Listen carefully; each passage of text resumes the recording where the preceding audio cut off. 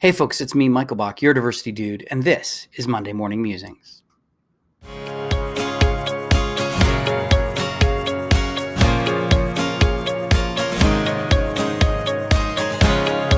So I was debating what I wanted to talk about on my last Monday Morning Musings of 2019. It's the last one. I should do something awesome. But whatever. I don't know. Here we go.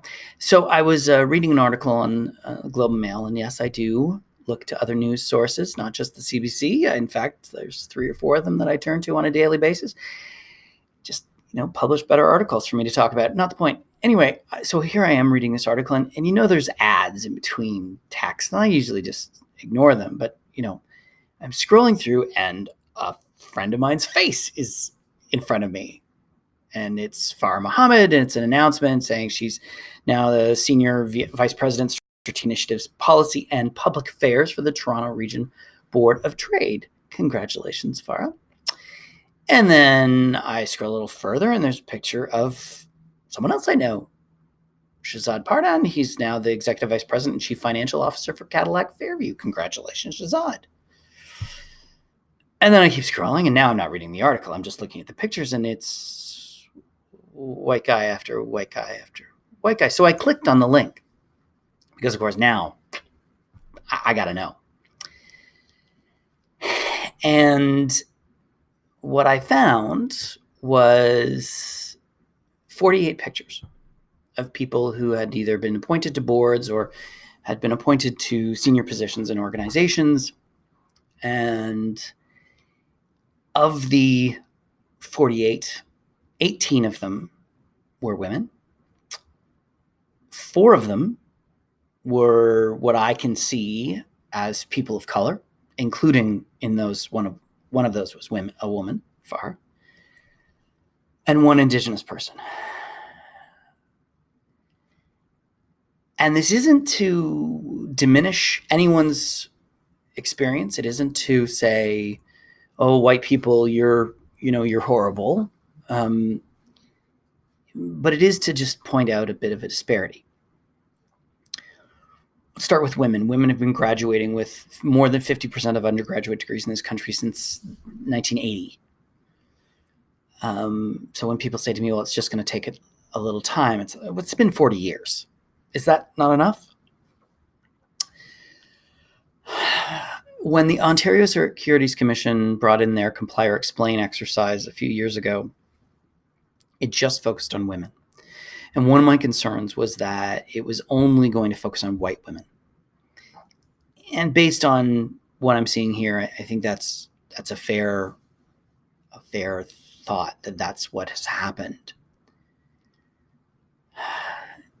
Fortunately, the federal government is bringing in new legislation effective January 1st that requires all reporting companies to track and same Comply or Explain exercise over not just women, but people of color, Indigenous people, and people with disabilities. Still a little 1985 in terms of some of the language they're using, but it's a step in the right direction. And it got me thinking about why we haven't seen more change. And as if by magic, another article popped up, this time on CBC. Sorry. And it's an article, an interview with a woman I know, Carolyn Parcell, and based on a survey done by Environics, and it says nearly 40% of Canadians experience racism in the workplace. And I'd encourage you to read these articles. I posted the links down below. It talks about Carolyn's experiences as a woman of color on Bay Street, and the experiences and microaggressions that led to her basically just having to get out a couple years ago. And it really speaks to me of what the change needs to happen. It's not simple enough to say, "Oh, we just need to get more people of color, more people with disabilities, more Indigenous people," whatever. we have to create space where they're going to be welcomed and encouraged. And we have to deal with these microaggressions that are unintended. And I want to be very clear about that. These are unintended action, but the impact is significant.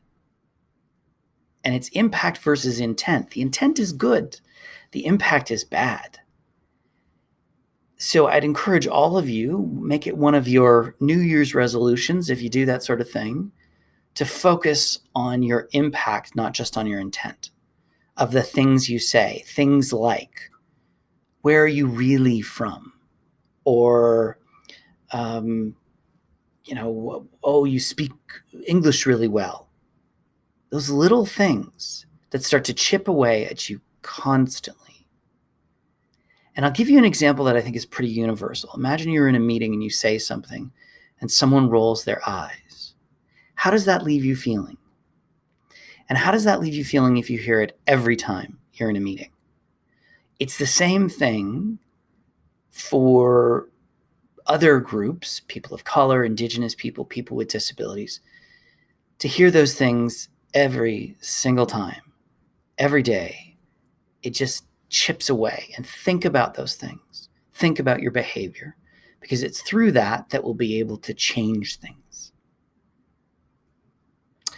That's it for me. Not just for today, not just for this week, but for 2019.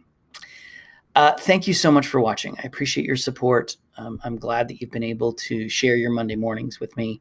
Remember to subscribe to my channel by clicking on the link above and ring the bell so that you'll be notified when the next Monday morning musing is posted on January 6th. Also, feel free to share the video. If you like it, click the like button. If you didn't, why are you still watching? This was a long one. If you're not liking it, anyway, share it on your social media platforms. There's a link below. Remember to connect with me on social media. I am at DiversityDudeMB, and CCDI is at CCDI Social on all of the social media platforms, as long as that is Facebook, Instagram, and Twitter. There's others, I just can't keep up. I hope you have a fantabulous break. To all of my Christian friends, Merry Christmas. To my Jewish friends, Happy Hanukkah. To people who celebrate Kwanzaa, Happy Kwanzaa. To those that don't celebrate anything at this time of year, I hope you're getting a break, spending some time with a family and friends. And, this is a great time of year, other than the freezing temperatures and the snow. But I hope you're getting some time to do just that. That's it. Have a wonderful break, and I will see you all next year on January 6th, 2020 for the next episode of Monday Morning Musings. Bye.